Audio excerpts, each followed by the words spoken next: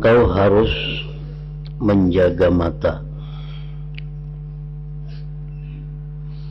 karena mata merupakan penyebab setiap fitnah, penyebab setiap godaan, penyebab setiap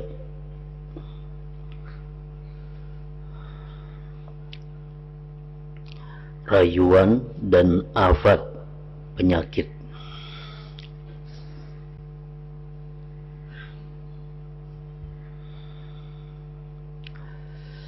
Aku akan menuturkan, ujar Imam Ghazali, 3 dalil yang cukup untuk pengertian engkau.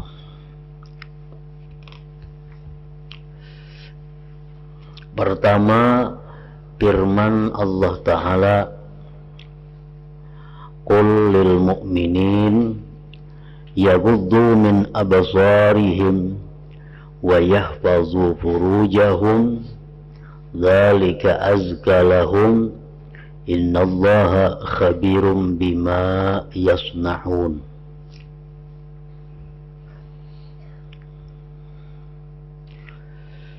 Artinya, katakanlah wahai Muhammad kepada orang-orang mukmin supaya memejamkan mata mereka daripada hal-hal yang dilarang agama, dan menjaga kemaluan mereka daripada yang tidak dihalalkan.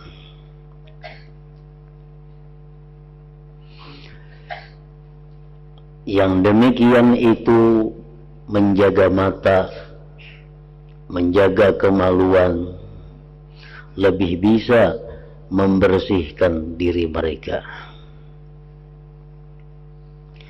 Allah Maha mengetahui apa yang mereka perbuat.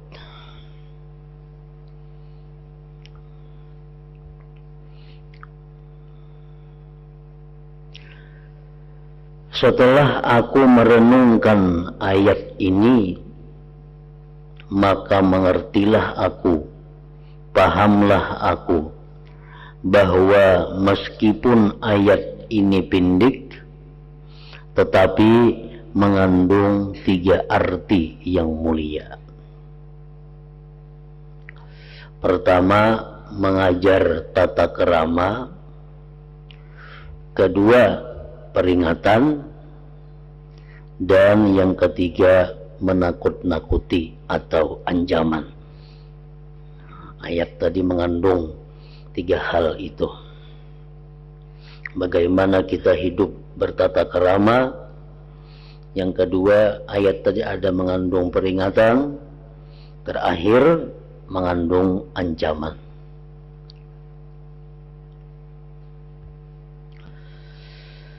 Mengenai mengajarkan tata kerama, maka adalah firman Allah, qul lil mu'minin yaghuddu min absarihim. Artinya, katakanlah kepada orang-orang yang beriman, mukmin, agar mereka memejamkan mata mereka. Jangan sampai melihat yang dilarang Allah. Nah, bagian ayat yang itu merupakan pengajaran tata kerama, pengajaran akhlak. Orang yang menjadi hamba, macam kita manusia adalah hamba, wajib tunduk melaksanakan perintah tuannya dan beradab dengan adab yang telah ditentukan oleh tuannya.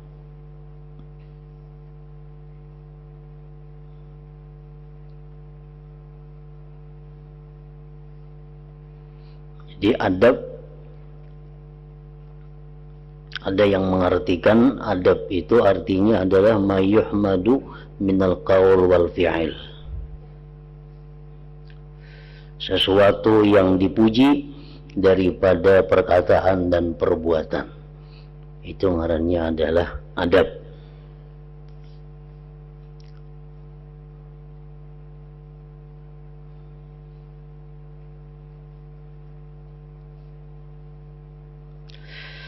Kalau tidak, kalau hamba itu tidak beradab, tidak bertata kerama, tidak berkelakuan yang dipuji, berarti ia adalah hamba yang kurang ajar.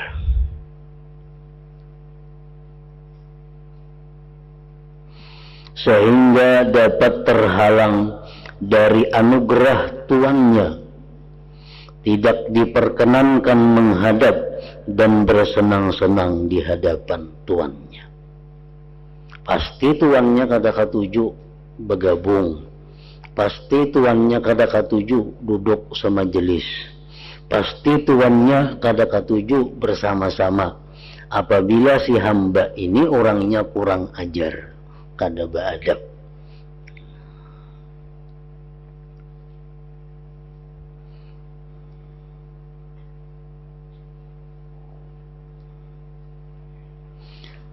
Dan seluruh apa yang ada pada kita diajarkan oleh agama adab tata kerama. Bagaimana mata yang beradab, bagaimana telinga yang beradab, bagaimana tangan kaki yang beradab.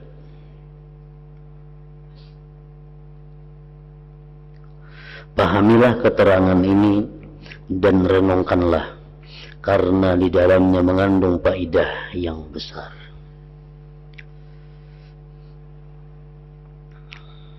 Jadi Allah memerintahkan kepada Nabi kita untuk menyampaikan kepada kaum mukminin agar menjaga mata.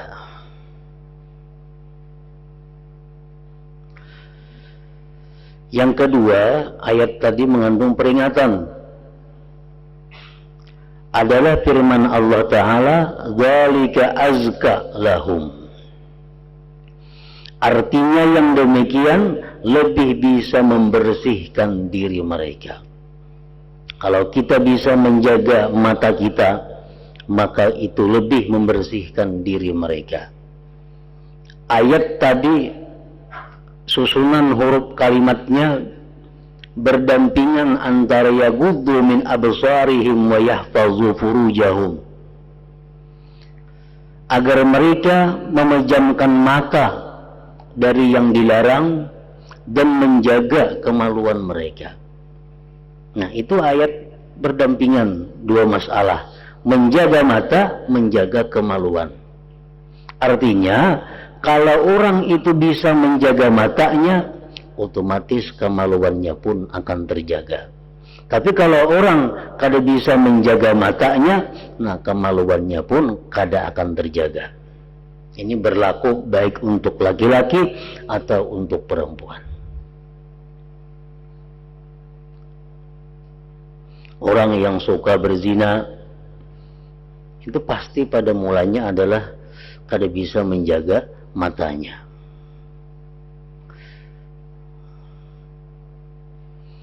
Yaghuddu min absarihim wa yahfazu furujahum dzalika azka lahum. Dzalika azka lahum itu peringatan Allah. Firman ini bisa digunakan untuk dua arti. Satu, yang demikian yakni memejamkan mata lebih dapat membersihkan hati orang-orang yang beriman. Kata az-zakat, azka tuh, itu berarti bersih. At-tazkiyatu berarti membersihkan. Yang kedua, yang demikian lebih dapat meningkatkan kebaikan mereka. Kata az-zakat itu asal maknanya adalah meningkat atau subur.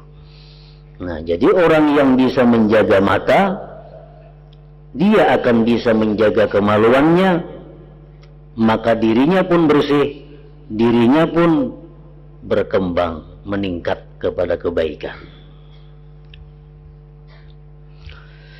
Jadi dalam ayat ini Allah mengingatkan bahwa memejamkan mata itu mengandung faedah membersihkan diri, membersihkan hati, serta memperbanyak taat dan kebaikan.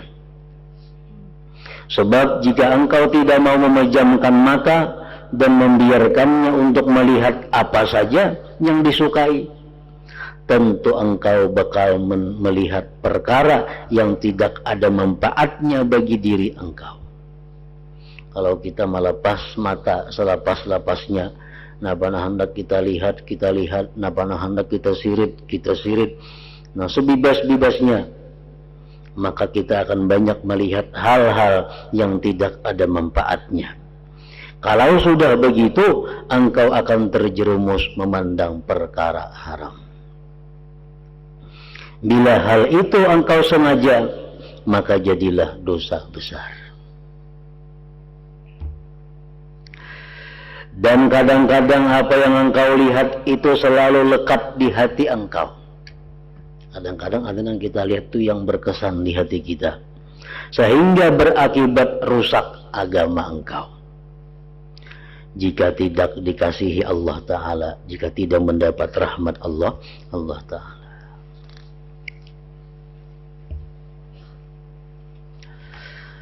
Telah diriwayatkan bahwa seseorang itu kadang-kadang melihat dengan sekali pandang yang hatinya menjadi rusak.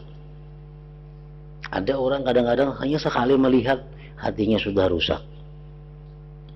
Seperti bumbu yang diceburkan ke dalam bahan penyamak kulit, sehingga tidak dapat dimanfaatkan selamanya jika dia tidak bertobat. Kalau yang dilihat itu perkara mubah yang dibolehkan, kadang-kadang hati engkau sibuk dengan pandangan itu. Lalu timbullah was-was dan berbagai gerak hati karenanya. Boleh jadi engkau tidak dapat meraih apa yang engkau lihat itu, sehingga engkau tetap saja menyibukkan hati terputus dari perbuatan baik. Kadang-kadang kita melihat sesuatu, lalu kita hendak memiliki, padahal kita tidak ada kemampuan untuk memiliki itu. Lalu hati kita jadi rusak, jadi selalu terpikir untuk mendapatkan sesuatu itu. Tetapi kalau engkau tidak melihat yang demikian, engkau dapat tenang. Sehubungan dengan arti ini dituturkan bahwa Nabi Isa alaihissalam pernah berkata, berhati-hatilah dalam melihat, karena melihat itu berarti menanam syahwat di hatimu. Cukuplah tanaman syahwat itu sebagai suatu fitnah bagi seseorang. Asy-Syaikh Zunnun Al-Misri berkata, betapa baik perkara yang menghalangi syahwat, yaitu memejamkan mata. Perkara yang paling baik untuk menjaga syahwat kita, syahwat itu artinya keinginan-keinginan. Betapa baik perkara yang menghalangi syahwat keinginan-keinginan, yaitu memejamkan mata. Artinya orang yang menjaga matanya dengan baik, maka syahwatnya pun, keinginannya pun akan baik. Bagus sekali ucapan seorang penyair, wa anta idza arsalta tarfaka raida liqalbika yawman atba'atkal manaziru ra'aita alladhi la kullahu anta qadiru alaihi wa la an ba'dihi anta sabiru. Artinya, engkau apabila melepaskan pandangan matamu sebagai utusan hatimu pada suatu hari, bila mana kita membiarkan mata kita melihat apa yang kita kehendaki, maka apa yang engkau lihat itu tentu akan memayahkan dirimu. Engkau melihat sesuatu yang tidak sanggup engkau tangani, engkau miliki seluruhnya, dan untuk menangani sebagiannya engkau tidak akan bisa bersabar. Nah, jadi kalau begitu, kapan saja engkau mau menahan penglihatan, mau menjaga mata, tidak mau melihat apa yang tidak ada gunanya bagi diri engkau, dan bukan merupakan suatu hal penting bagi engkau, tentu bersih hati engkau, kosong dan nyaman, jauh dari gangguan dan selamat dari afat, penyakit hati, serta semakin banyak kebaikan engkau. Karena itu, ingat-ingatlah keteranganku yang mengumpulkan banyak kebaikan itu. Semoga Allah memberikan taufik dengan karunia-Nya dan kemurahan-Nya. Amin ya rabbal alamin. Adapun mengenai menakut-nakuti yang terkandung dalam ayat tersebut di atas, yaitu firman Allah Ta'ala, innallaha khabirum bima yasna'un. Artinya, sungguh Allah maha mengetahui apa yang mereka perbuat. Nah, ini ancaman. Katakan wahai Rasul, agar orang beriman itu menjaga mata, menjaga kemaluan. Nah, itu pengajaran Tuhan, tata kerama. Tuhan mengingatkan, dzalika azkalahum, yang demikian itu lebih baik bagi diri mereka, lebih bersih bagi diri mereka. Itu peringatan. Diancam Tuhan dengan ujung ayat ini, Allah maha mengetahui apa yang mereka lakukan. Nah, itu merupakan ancaman. Dalam ayat lain Allah berfirman, ya'lamu kha'inatal a'yun wa ma tukhfis sudur. Artinya Allah mengetahui pengkhianatan mata para hamba dan apa yang disembunyikan di dada mereka. Kita menyirit, nang disirit kada tahu pada kita menyirit, tapi Allah tahu. Nah, itu artinya pengkhianatan mata. Ayat ini cukuplah sebagai peringatan bagi orang yang takut kepada Tuhannya. Ini baru satu dalil dari kitab Allah Azza wa Jalla.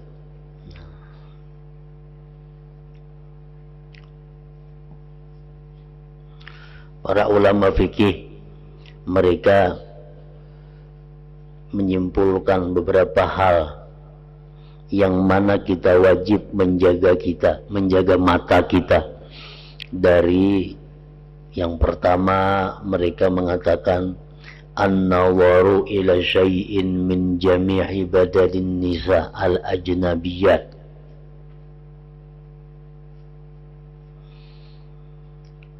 Wajib kita menjaga mata kita daripada memandang kepada sesuatu dari sekalian badan perempuan ajnabi, perempuan ajnabi, perempuan halat kita.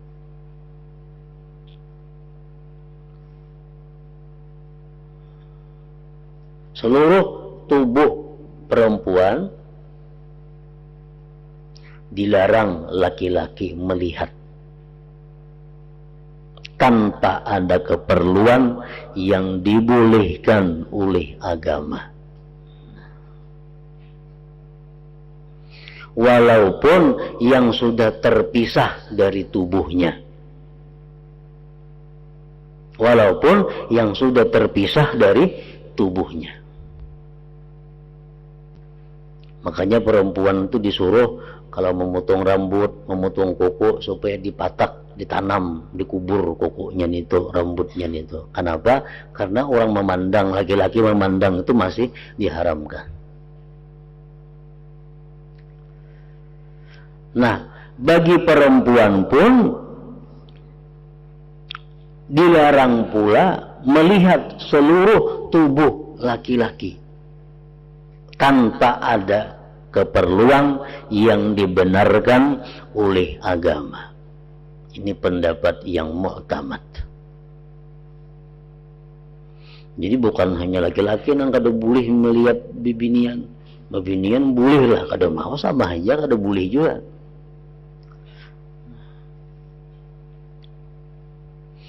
Apa yang diperlukan itu yang menurut agama perlu, artinya sehingga dibolehkan laki-laki melihat perempuan, perempuan melihat laki-laki,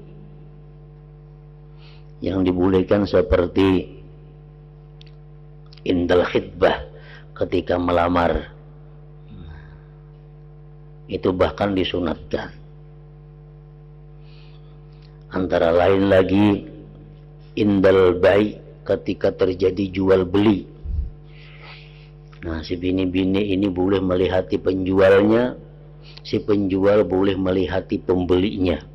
Kenapa? Agar nyaman karena berurusan di belakang hari kalau jual beli ini terjadi masalah.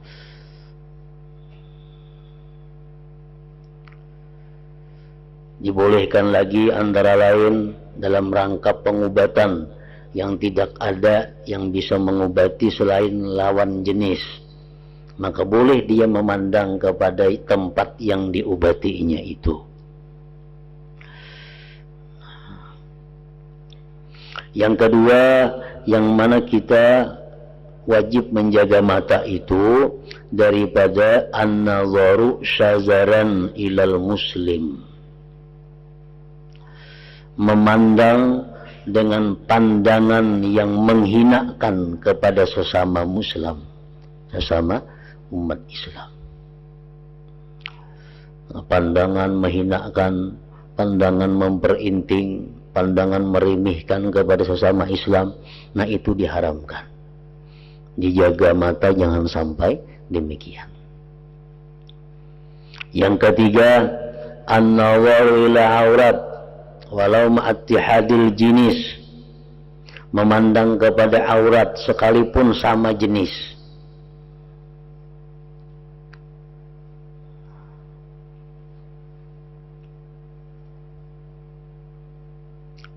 Bini-bini memandang aurat bini-bini, laki-laki memandang aurat yang lain daripada laki-laki, nah itu pun diharamkan. Yang keempat, an-nazar fi baitil ghair bighairi izni, memandang sesuatu dalam rumah orang tanpa seizin pemilik rumah, menjenguk rumah orang, itu kada dibenarkan. Wajib kita menjaga mata daripada yang demikian itu. An-nazar fi baitil ghair bighairi izni. Makanya disebutkan dalam kitab fikih bahwa seorang tamu itu wajib inya duduk di tempat yang disuruh ampun rumah. Jadi tamu ini kada boleh duduk berbisa-bisa seorang di rumah orang. Tamu itu wajib duduk di tempat yang disuruh oleh ampun rumah. Misal kita berilang ke rumah orang, duduk sini aja orang. Nah di situ pang kita duduk. Jangan rak lawang aja nah kada boleh nih tuh. Jadi kalau kita menamu ke rumah orang, apapun acaranya, baruhan kah atau berilang kah, belajar ampun rumah, dudukan di sini, di situ pang dudukan. Kenapa? Karena ampun rumah itu menyuruh dudukan di situ ada maksud, pasti ada tujuannya. Kita ampun rumah menyuruh tamu duduk di sini, itu pasti ada tujuan. Karena apa? Amun tamu duduk di sini pas teka dapur kena penglihatan makanya. Amun tamu duduk di sebelah sini pas teka kamarku kayaknya jangan pandangannya. Jadi kita mengandak tamu supaya aman duduk akan di sini. Nah jadi tamu itu bukan mentang-mentang menamu pas itu kamari di rumah orang boleh kada. Duduknya pun sesuai dengan kehendak yang diilangi. Sebab memandang ampun orang yang dalam rumah itu tanpa seizin itu adalah termasuk yang diharamkan di dalam agama.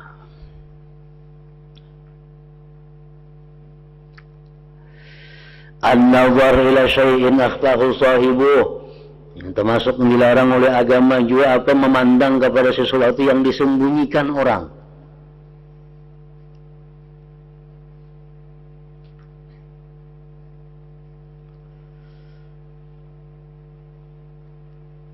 memandang kepada sesuatu yang disembunyikan orang. Contohnya memandang barang-barang orang yang dalam lemari, itu kan disembunyikan orang. Kalau boleh kita membuka lemari orang tanpa seizin ampunnya. Memeriksa selipi dompet orang, kada boleh. Nah di situ mungkin ada barang-barang nang orangnya itu kada katuju dilihat orang lain. Membuka HP orang kada boleh, karena mungkin dalam HP ada sesuatu yang inya kada katuju dilihat orang. Nah kita disuruh Tuhan menjaga mata dari hal-hal seperti itu. Yang keenam, an-nazar ila maksiatin bi'ainir ridha, memandang kemaksiatan dengan pandangan ketujuh. Ini maksiat ketujuh kita melihat, nah termasuk haram. Allah menyuruh Nabi kita agar kita menjaga mata dari hal-hal yang seperti itu. Kalau kita melihat maksiat tapi dengan pandangan yang benci, itu ada jadi masalah. Ini kita melihat kemaksiatan dengan penglihatan yang setuju, penglihatan yang senang. Nah, jadi itu antara lain para ulama menyimpulkan agar mata kita dijaga daripada perkara-perkara tadi. Dalil kedua yaitu apa yang kuriwayatkan dari Rasulullah sallallahu alaihi wasallam yang bersabda, innan nawara ila mahasinil mar'ati sahmum masmum min sihami iblis, faman tarakaha azakahu Allah ta'ala ta'ma ibadatin tasurruhu. Sungguh memandang kepada kecantikan perempuan itu sama dengan panah beracun di antara panah-panah iblis. Barang siapa meninggalkannya, meninggalkan memandang perempuan, maka Allah Ta'ala akan merasakan kepadanya rasa ibadah yang menyenangkannya. Artinya orang nang katuju melihat nang dilarang Allah, orang nang katuju melihat nang diharamkan Allah, itu Allah mencegah kepadanya merasakan nyamannya beribadah. Nah, ini termasuk bahaya.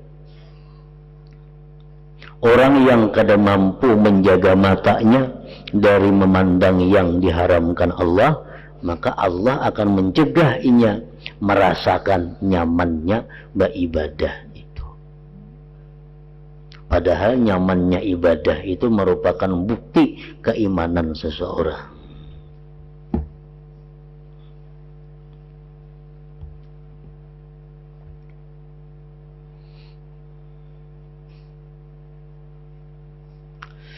Dirasakannya kemanisan ibadah dan kelezatan munajat dari para hamba adalah berada di tempat yang luhur. Kalau kita tuh merasa nyaman beribadah, merasa nikmat beribadah, itu sudah jadi orang mulia kita.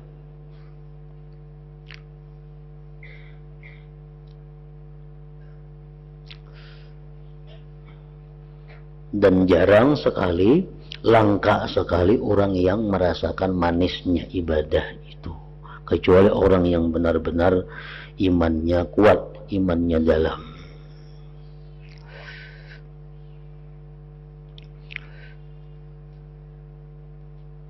Apa yang disabdakan oleh Rasulullah sallallahu alaihi wasallam itu merupakan perkara yang dapat dibuktikan oleh orang yang mengamalkannya. Kita nih merasa sembahyang kada nyaman. Arti kada nyaman tuh sembahyang ini karena takutan benar aja. Kada sembahyang takutan. Nah, kita baca Quran kada nyaman, berzikir kada nyaman. Nah, mungkin salah satu penyebabnya adalah dari mata. Selama ini kita lepas mata kita tanpa kendali. Nah, ini bisa dibuktikan ujar Imam Ghazali, bisa dibuktikan. Coba beberapa hari kita jaga mata kita daripada memandang yang diharamkan Allah. Ya sekurang-kurangnya 3 hari. 3 hari kita jaga mata kita bujur-bujur. Nah selanjutnya kita sembahyang, selanjutnya kita berzikir, maka kita akan ada mendapat rasa kenyamanan, kenikmatan di dalam dalam ibadah itu.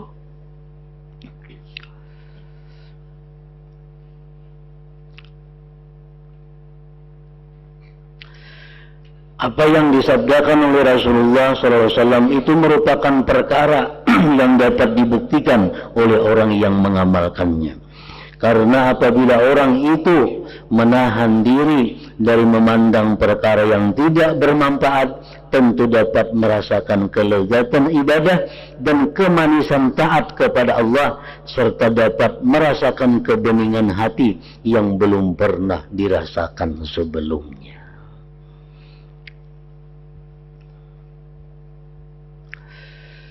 Yang ketiga, dalil ketiga, hendaklah engkau melihat kepada tiap-tiap anggota tubuh engkau untuk apakah, dan renungkanlah apakah anggota tubuh itu. Mata, telinga, tangan, kaki, untuk apa?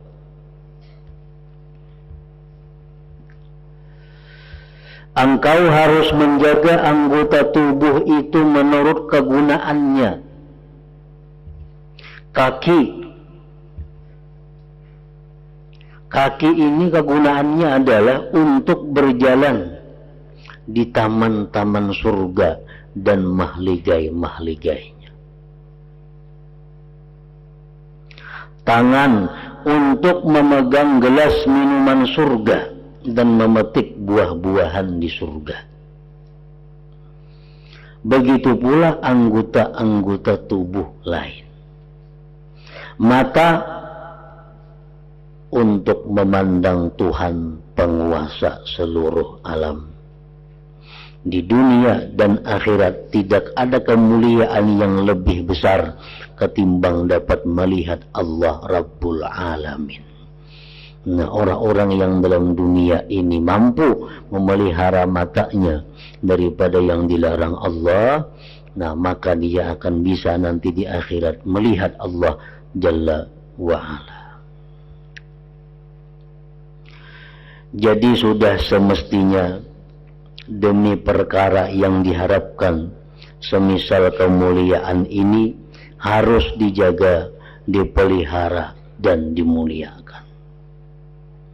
3 dalil ini bila engkau mau merenungkannya baik-baik, cukuplah mengimbangi kesukaran engkau dalam mengamalkan pasal ini. Misalnya kita sulit menjaga mata, maka kita ingatlah 3 dalil ini. Kalau kita mampu menjaga mata, kita akan mampu menjaga kemaluan kita dan diri kita jadi bersih. Itu antara lain. Yang kedua, kalau kita mampu menjaga mata kita, kita akan bisa merasakan manisnya ibadah. Yang ketiga, kalau kita mampu menjaga mata kita, maka di akhirat kita akan bisa memandang kepada zat Allah Subhanahu wa ta'ala. 3 dalil ini bila Anda mau merenungkannya baik-baik, cukuplah mengimbangi kesukaran Anda dalam mengamalkan pasal ini. Nah, jadi mata kita yang sudah terbiasa kita gunakan maksiat, memandang yang haram, mata kita yang sudah terbiasa kita gunakan memandang yang sia-sia, itu kita tobat kepada Allah. Tobat kepada Allah. Artinya menyesal, ba'ampih, kada maulang lagi. Nah, di samping itu kita disuruh idraku ma farat, memperdapati yang telah lalu, menutupi kerugian. Selama ini mata yang kita gunakan untuk memandang haram, mata yang kita gunakan untuk memandang yang kadada manfaatnya, itu kerugian. Nah, menutupinya macam apa kerugian itu? Menutupinya adalah dengan mengganti memperbanyak memandang kepada yang diridai Allah Subhanahu wa ta'ala. Nah, kayak kita memandang kitab nih, kita pandang kitab-kitab hukum Allah, itu menebus, menghapus mata kita yang memandang sia-sia, mata memandang kepada yang haram. Nah, kemudian kita memandang Al-Quran, kita memandang wirid, memandang ratib, memandang hadis-hadis Nabi, itu mata kita merupakan penghapusan kepada hal-hal dahulu yang kita gunakan memandang kejahatan yang kada ada manfaatnya. Jadi kalau kita banyak menggunakan mata di dalam hal yang kada baik, walaupun kita hafal, hendaknya kita baca Quran, baca Yasin, berbuku aja kita, hafal Yasin. Cuma berhubung kita ini banyak melihat yang kada baik, baik kita membaca Quran, baca Yasin itu. Kenapa? Menebus kesalahan mata, menebus kesalahan mata.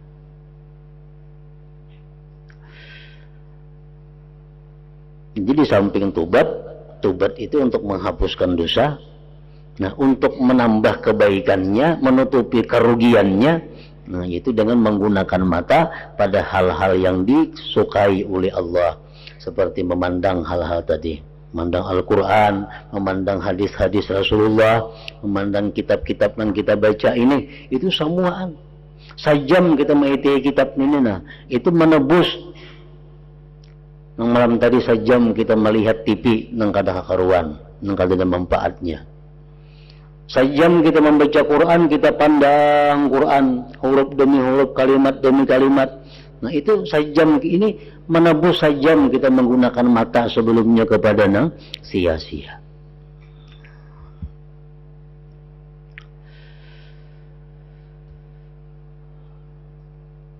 Allah sajalah penguasa taufik, dialah yang mencukupiku dan dia pula penanggung orang yang pasrah kepadanya, orang yang minta tolong, minta bantuan kepadanya.